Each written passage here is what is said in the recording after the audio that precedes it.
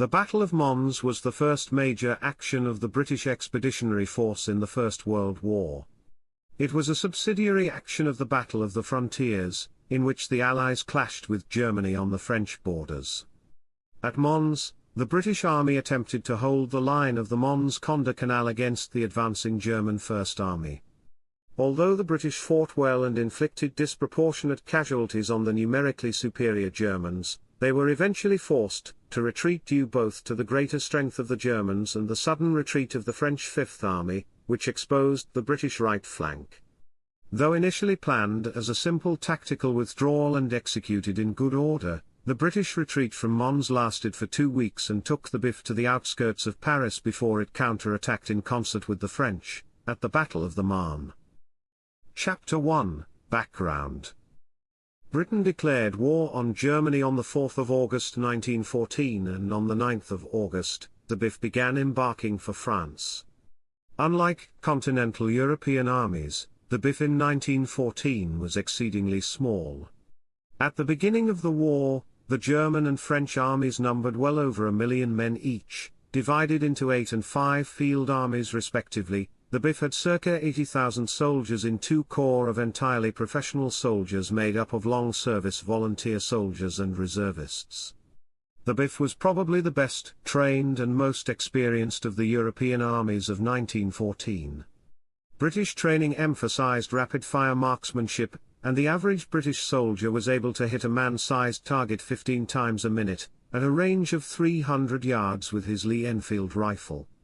This ability to generate a high volume of accurate rifle fire played an important role in the BIF's battles of 1914. The Battle of Mons took place as part of the Battle of the Frontiers, in which the advancing German armies clashed with the advancing Allied armies along the Franco-Belgian and Franco-German borders. The BIF was stationed on the left of the Allied line, which stretched from Alsace-Lorraine in the east to Mons and Charleroi in southern Belgium.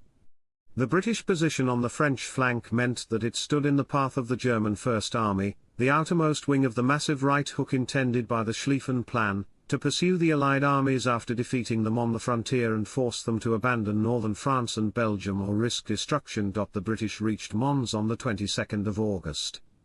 On that day, the French Fifth Army, located on the right of the BIF, was heavily engaged with the German Second and Third Armies at the Battle of Charleroi. At the request of the Fifth Army commander, General Charles Lonrezac, the BIF commander, Field Marshal Sir John French, agreed to hold the line of the Condé Mons-Charleroi Canal for 24 hours, to prevent the advancing German First Army from threatening the French left flank. The British thus spent the day digging in along the canal. Chapter 2, Prelude. Chapter 2 Section 1, British Defensive Preparations. At the Battle of Mons the BIF had some 80,000 men, comprising the cavalry division, an independent cavalry brigade and 2 corps, each with 2 infantry divisions. I Corps was commanded by Sir Douglas Haig and was composed of the 1st and 2nd Divisions. 2 Corps was commanded by Sir Horace Smith Dorian and consisted of the 3rd and 5th Divisions. Each division had 18,073 men and 5,592 horses, in 3 brigades of 4 battalions. Each division had 24 Vickers machine guns, 2 per battalion, and 3 field artillery brigades with 54 18-pounder guns, 1 field howitzer brigade of 18 4.5-inch howitzers and a heavy artillery battery of 4 60-pounder guns. The 2nd Corps, on the left of the British line, occupied defensive positions along the Mons-Condé Canal, while I Corps was positioned almost at a right angle away from the canal, along the Mons-Beaumont road. I Corps was deployed in this manner to protect the right flank of the BIF in case the French were forced to retreat from their position at Charleroi. I Corps did not line the canal, which meant that it was little involved in the battle and the German attack was faced mostly by 2 corps. The dominant geographical feature of the battlefield was a loop in the canal, jutting outwards from Mons towards the village of Nîmes. This loop formed a small salient which was difficult to defend and formed the focus of the battle. The first contact between the 2 armies occurred on the 21st of August, when a British bicycle reconnaissance team encountered a German unit near a berg, and Private John Parr became the first British soldier to be killed in the war. The first substantial action occurred on the morning of the 22nd of August. At 6:30 am, the 4th Royal Irish Dragoons laid an ambush for a patrol of German lancers outside the village of Carstow, to the northeast of Mons. When the Germans spotted the trap and fell back, a troop of the dragoons, led by Captain Hornby, gave chase, followed by the rest of his squadron, all with drawn sabres. The retreating Germans led the British to a larger force of lancers, whom they promptly charged, and Captain Hornby became the first British soldier to kill an enemy in the Great War, fighting on horseback with sword against lance. After a further pursuit of a few miles, the Germans turned and fired upon the Irish cavalry, at which point the dragoons dismounted and opened fire. Drummer E. Edward Thomas is reputed to have fired the first shot of the war for the British Army, hitting a German trooper. Chapter 2 Section 2, German Offensive Preparations. Advancing towards the British was the German First Army, commanded by Alexander von Kluck. The First Army was composed of 4 active corps and 3 reserve corps, although only the active corps took part in the fighting at Mons. German corps had 2 divisions each, with attendant cavalry and artillery. The First Army had the greatest offensive power of the German armies, with a density of circa 18,000 men per 1 mile of front, or about 10 per 1 meter. Late on the 20th of August, General Karl von Bülow, the Second Army commander, who had tactical control over the First Army while north of the Sambre, held the view that an encounter with the British was unlikely and wished to concentrate on the French units reported between Charleroi and Namur. On the south bank of the Sambre, reconnaissance in the afternoon failed to reveal the strength or intentions of the French. The Second Army was ordered to reach a line from Binche, Fontaine-l'Evêque and the Sambre next day to assist the Third Army across the Meuse by advancing south of the Sambre on the 23rd of August. The First Army was instructed to be ready to cover Brussels and Antwerp to the north and Maubeuge to the southwest. Kluck and the First Army staff expected to meet British troops, probably through Lille, which made a wheel to the south premature. Kluck wanted to advance to the southwest to maintain freedom of maneuver, and on the 21st of August, attempted to persuade Bülow to allow the First Army to continue its maneuver. Bülow refused and ordered the First Army to isolate Maubeuge and support the right flank of the Second Army, by advancing to a line from Lessines to Soignies, while the 3 and 4 Reserve Corps remained in the north, to protect the rear of the army from Belgian operations southwards from Antwerp. On the 22nd of August, the 13th Division of the 7th Corps, on the right flank of the Second Army, encountered British cavalry north of Binche, as the rest of the army to the east began an attack over the Sambre River, against the French Fifth Army. By the evening the bulk of the First Army had reached a line from Silly to Thoricourt, Louvignies and Mignault. The 3 and 4 Reserve Corps had occupied Brussels and screened Antwerp. Reconnaissance by cavalry and aircraft indicated that the area to the west of the army was free of troops and that British troops were not concentrating around Courtrai, Lille and Tournai but were thought to be on the left flank of the Fifth Army, from Mons to Maubeuge. Earlier in the day, British cavalry had been reported at Carstow, to the northeast of Mons. A British aeroplane had been seen at Louvain on the 20th of August, and on the afternoon of the 22nd of August, a British aircraft en route from Maubeuge was shot down by the 5th Division. More reports had reached the 9th Corps, that columns were moving from Valenciennes to Mons, which made clear the British deployment but were not passed on to the First Army headquarters. Kluck assumed that the subordination of the First Army to the Second Army had ended, since the passage of the Sambre had been forced. Kluck wished to be certain to envelop the left flank of the opposing forces to the south but was again overruled and ordered to advance south, rather than southwest, on the 23rd of August.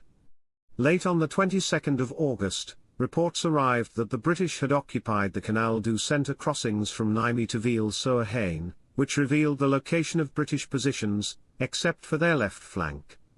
On the 23rd of August, the First Army began to advance northwest of Maubeuge, to a line from Basicles to Saint-Ghislain and Jemappes.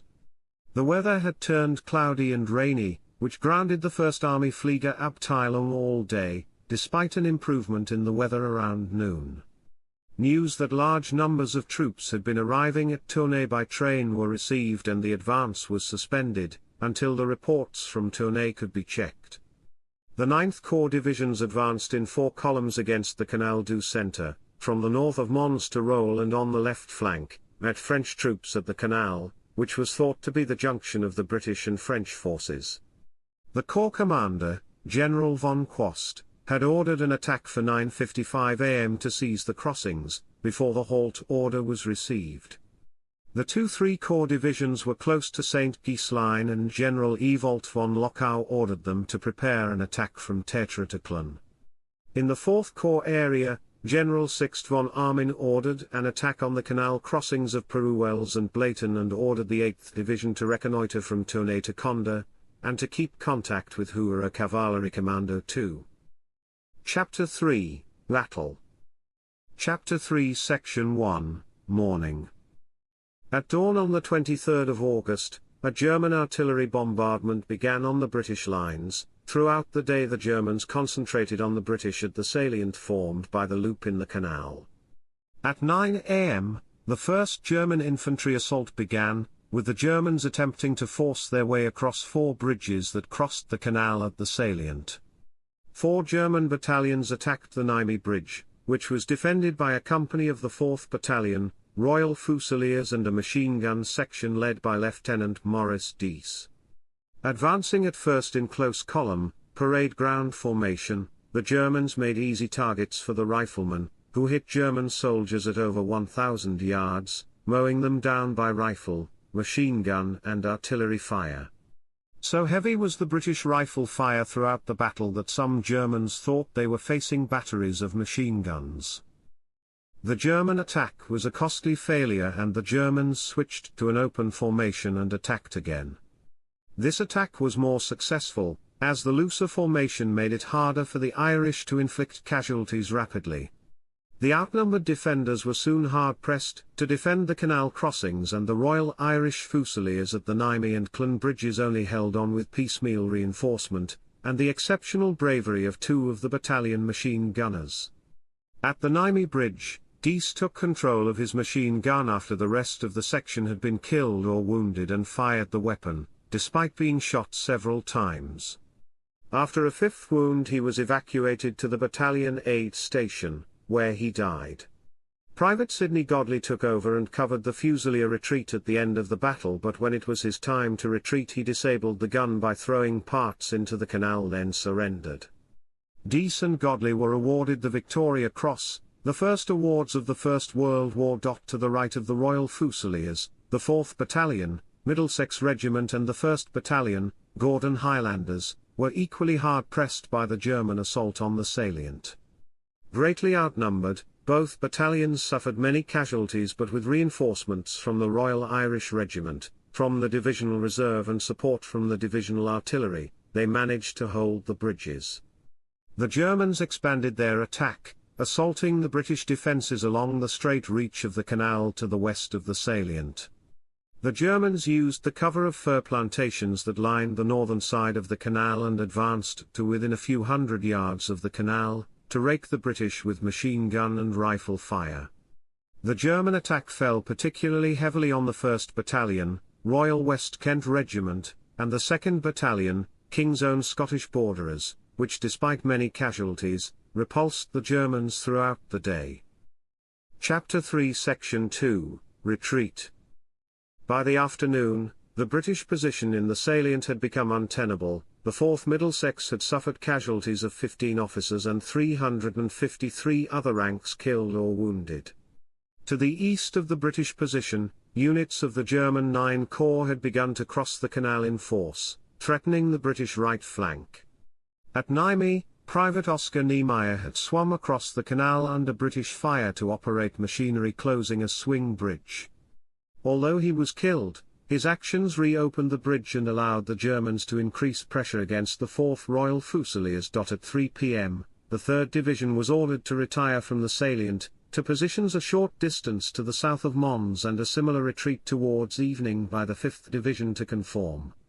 By nightfall, 2 corps had established a new defensive line running through the villages of Montreuil, Boussu, Wasmes Pâturages, and Frameries.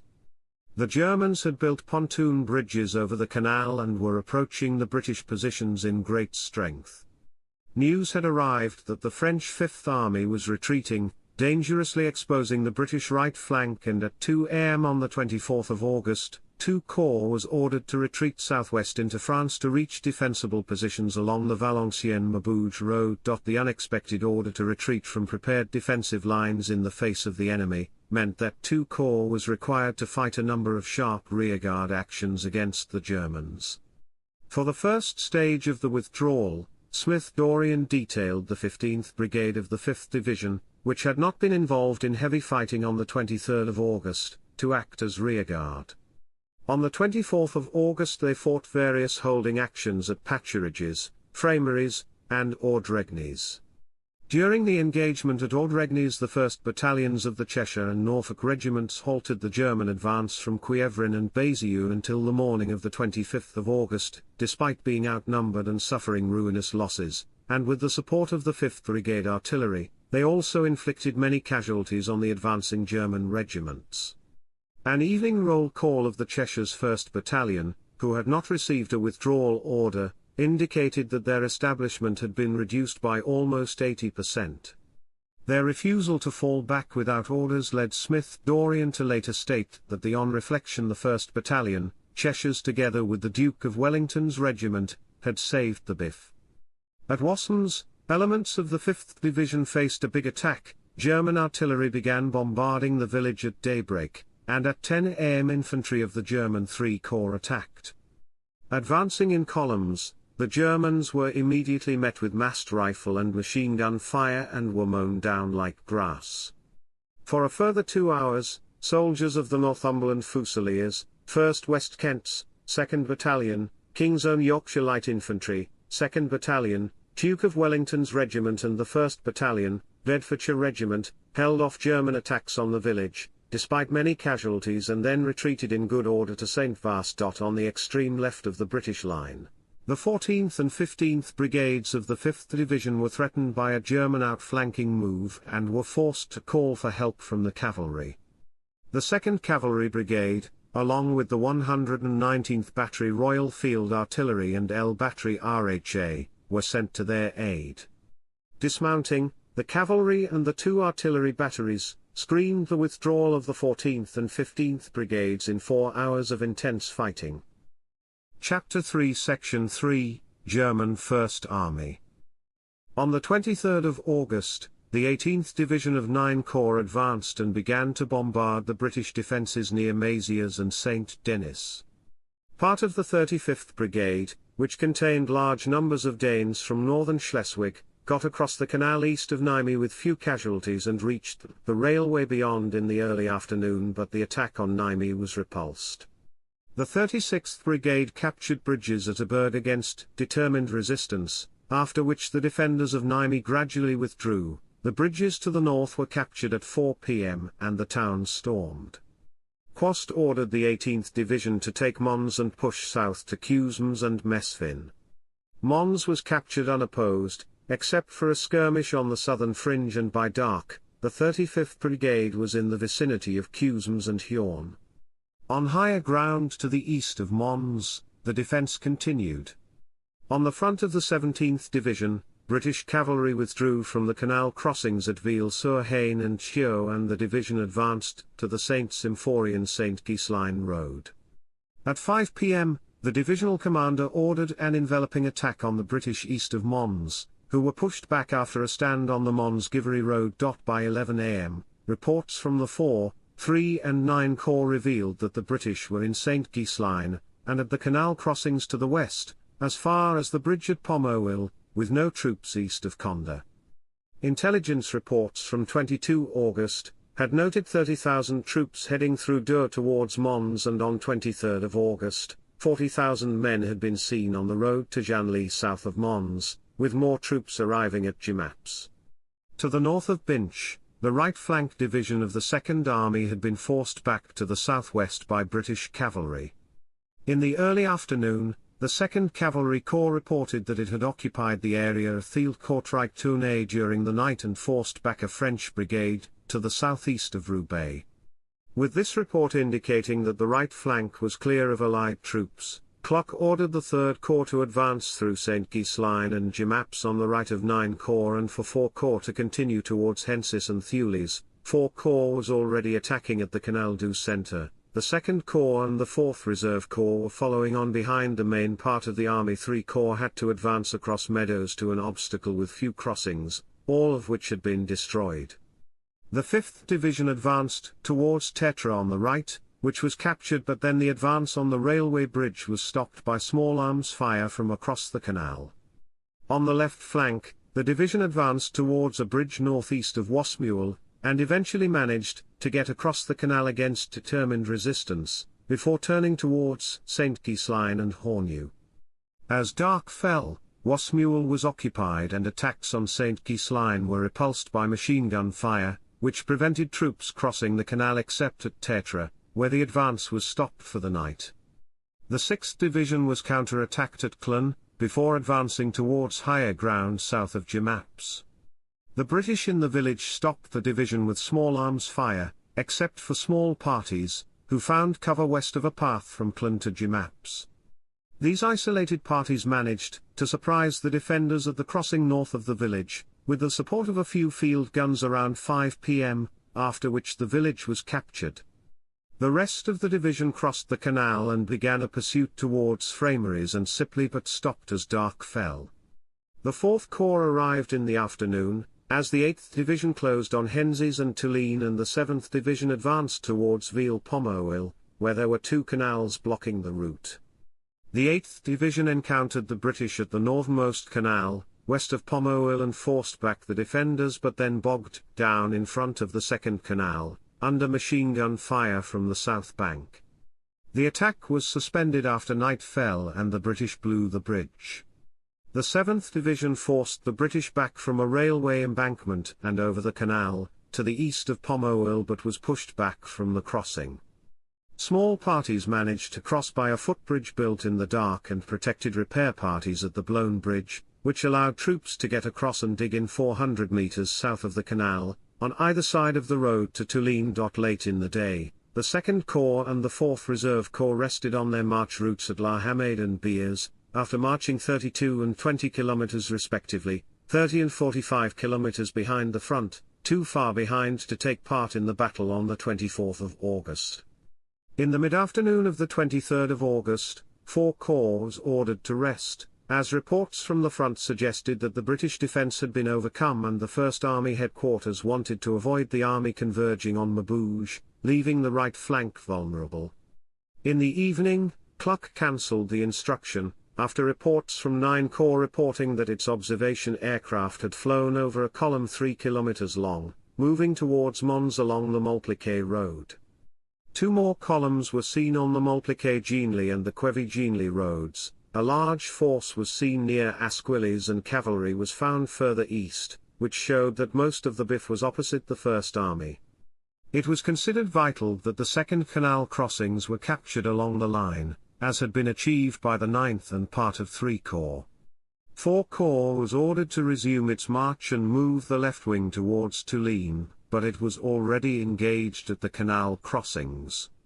The 3 and 9 Corps attack during the day had succeeded against a tough, nearly invisible enemy, but the offensive had to continue, because it appeared that only the right flank of the army could get behind the BIF. The situation remained unclear at the 1st Army headquarters in the evening, because communication with the other right flank armies had been lost and only fighting near Thuin by 7 Corps, the right flank unit of the 2nd Army, had been reported.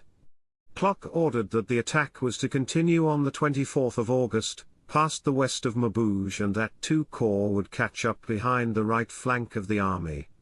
9 Corps was to advance to the east of Beauvais, 3 Corps was to advance to the west of the village, 4 Corps was to advance towards Warnes-le-Grand 10 kilometers further to the west, and the 2nd Cavalry Corps was to head towards Dinane, to cut off the British retreat. During the night there were several British counterattacks, but none of the German divisions was forced back over the canal. At dawn the 9th Corps resumed its advance and pushed forwards against rearguards until the afternoon, when the Corps stopped the advance due to uncertainty about the situation on its left flank and the proximity of Maubeuge. At 4 p.m. cavalry reports led Quast to resume the advance, which was slowed by the obstacles of Maubeuge and 3 Corps congesting the roads. On the 3rd Corps front to the west, the 6th Division attacked Frameries at dawn, which held out until 10:30 a.m. and then took La Bouverie and Pâturages, after which the British began to retreat. The division turned west towards Wauquignies and the 5th Division. St. Guy's line had been attacked by the 5th Division behind an artillery barrage, where the 10th Brigade had crossed the canal and taken the village in house-to-house fighting, then reached the south end of Hornu. A defensive line had been established by the British along the Deux-Wasmes railway, which stopped the German advance and diverted the 9th Brigade until 5 p.m., when the British withdrew. The German infantry were exhausted and stopped the pursuit at Dour and Wauquignies. During the day Kluck sent liaison officers to the Corps headquarters, stressing that the army should not converge on Maubeuge but pass to the west, ready to envelop the British left flank. The 4th Corps headquarters had ordered its divisions to attack over the canal at dawn but found that the British had blown the bridges and withdrawn. Repairs took until 9 a.m. and the 8th Division did not reach Quievrin until noon. The 7th Division reached the railway at Thuin during the morning and then took Eloges late in the afternoon. As the 8th Division moved on, the vanguard was ambushed by British cavalry before an advance to Valenciennes could begin and then attacked a British rearguard at Bézieux, which then slipped away to Ordregnies. The rest of the division skirmished with French territorials, southwest of Bézieux. The 4th Corps attack forced back rearguards but inflicted no serious damage, having been slowed by the bridge demolitions at the canals. The cavalry divisions had advanced towards Dinane and the Jager battalions had defeated troops of the French 88th Territorial Division at Tournai and then reached Marchiennes, after a skirmish with the 83rd Territorial Division near Orchies. Chapter 3 Section 4, Air Operations. German air reconnaissance detected British troops on the 21st of August, advancing from Le Cateau to Maubeuge, and on the 22nd of August from Maubeuge to Mons, as other sources identified halting places, but poor communication and lack of systematic direction of air operations led to the assembly of the BIF from Condé to Binche being unknown to the Germans on 22 to 23 August. British reconnaissance flights had begun on the 19th of August with 2 sorties and 2 more on the 20th of August, which reported no sign of German troops. Fog delayed flights on the 21st of August but in the afternoon German troops were seen near Courtrai and 3 villages were reported to be burning. 12 reconnaissance sorties were flown on the 22nd of August and reported many German troops closing in on the BIF, especially troops on the Brussels-Ninove road, which indicated an enveloping maneuver. 1 British aircraft was shot down and a British observer became the first British soldier to be wounded while flying.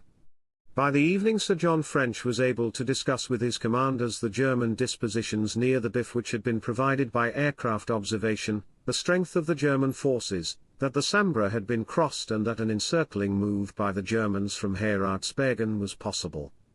During the battle on the 23rd of August, the air crews flew behind the battlefield looking for troop movements and German artillery batteries. Chapter 4, Aftermath. Chapter 4 Section 1, Analysis. By nightfall on the 24th of August, the British had retreated to what were expected to be their new defensive lines, on the Valenciennes-Maubeuge road. Outnumbered by the German First Army and with the French Fifth Army also falling back, the BIF had no choice but to continue to retire, I Corps retreating to Landrecies, and 2 Corps to Le Cateau. The chaos and confusion were graphically illustrated in Landrecies on the 25th of August, where a senior officer apparently took leave of his senses and began firing his revolver down a street. The Great Retreat continued for 2 weeks and covered over 250 miles. The British were closely pursued by the Germans and fought several rearguard actions, including the Battle of Le Cateau on the 26th of August, the Atru rearguard action on the 27th of August and the action at Neri on the 1st of September. Units disappeared and more guns were lost than at any time since the American War of Independence. Both sides had success at the Battle of Mons. The British had been outnumbered by about 3-1 but managed to withstand the German First Army for 48 hours, inflict more casualties on the Germans and then retire in good order. The BIF achieved its main strategic objective, which was to prevent the French Fifth Army from being outflanked. The battle was an important moral victory for the British. As their first battle on the continent since the Crimean War, it was a matter of great uncertainty as to how they would perform. In the event, the British soldiers came away from the battle with a clear sense that they had got the upper hand during the fighting at Mons. The Germans appeared to recognize that they had been dealt a sharp blow by an army they had considered inconsequential. German novelist and infantry officer Walter Blohm wrote, "The men all chilled to the bone, almost too exhausted to move and with the depressing consciousness of defeat weighing heavily upon them. A bad defeat, there can be no gainsaying it, we had been badly beaten, and by the English we had so laughed at a few hours before." For the Germans, the Battle of Mons was a tactical repulse and a strategic success. The staff at Kluck's headquarters claimed that the two-day battle had failed to envelop the British, due to the subordination of the army to Bullow and the Second Army headquarters, which had insisted that the First Army keep closer to the western flank, rather than attack to the west of Mons. It was believed that only part of the BIF had been engaged and that there was a main line of defense from Valenciennes to Bavay, which Kluck ordered to be enveloped on the 25th of August. The First Army was delayed by the British and suffered many casualties but crossed the barrier of the Mons Condé Canal and began its advance into France. The Germans drove the BIF and French armies before them almost to Paris, before being stopped at the Battle of the Marne. Chapter 4 Section 2, Casualties. J. Edmonds, the British official historian, recorded just over 1,600 British casualties, most in the two battalions of the 8th Brigade which had defended the salient, and wrote that German losses must have been very heavy, which explained German inertia after dark. When the 8th Brigade was vulnerable, several other gaps existed in the British line and the retirement had begun. John Keegan estimated German losses to have been circa 5,000 men. In 1997, D. Lomas recorded German losses from 3,000 to 5,000 men.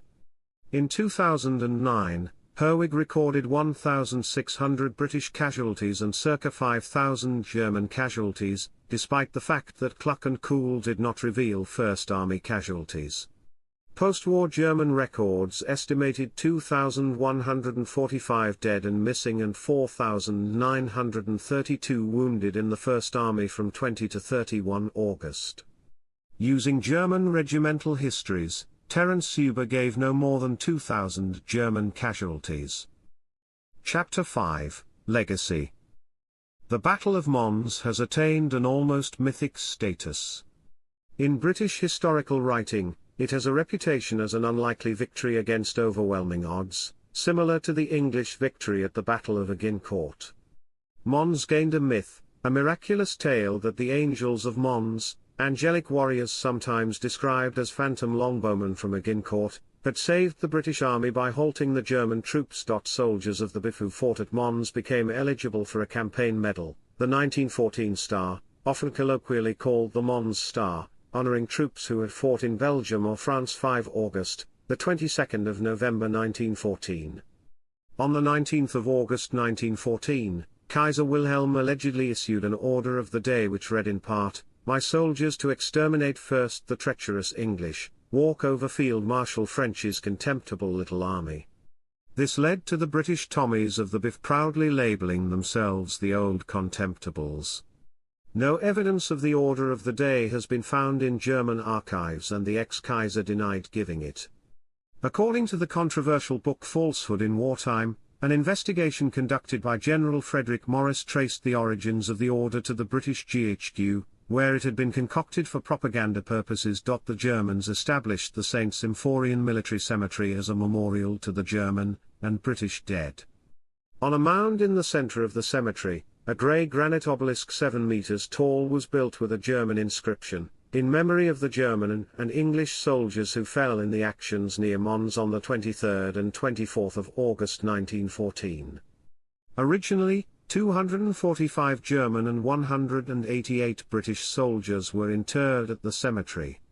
More British, Canadian and German graves were moved to the cemetery from other burial grounds, and more than 500 soldiers were eventually buried in St. Symphorien, of which over 60 were unidentified. Special memorials were erected to 5 soldiers of the Royal Irish Regiment believed to be buried in unnamed graves. Other special memorials record the names of 4 British soldiers, buried by the Germans in a Berg churchyard, whose graves could not be found. St. Symphorien Cemetery also contains the graves of the 2 soldiers believed to be the first and the last Commonwealth soldiers to be killed during the First World War. A tablet in the cemetery sets out the gift of the land by Jean Houzeau de Lehigh. A bronze tablet was erected on a wall of a Berg railway station, commemorating British soldiers who lost their lives around a Berg, including an unnamed soldier who is said to have stayed behind at the cost of his own life, perched atop the station, in order to cover his withdrawing comrades. The small portion of the wall supporting the plaque was preserved when the rest of the building was demolished in 1980.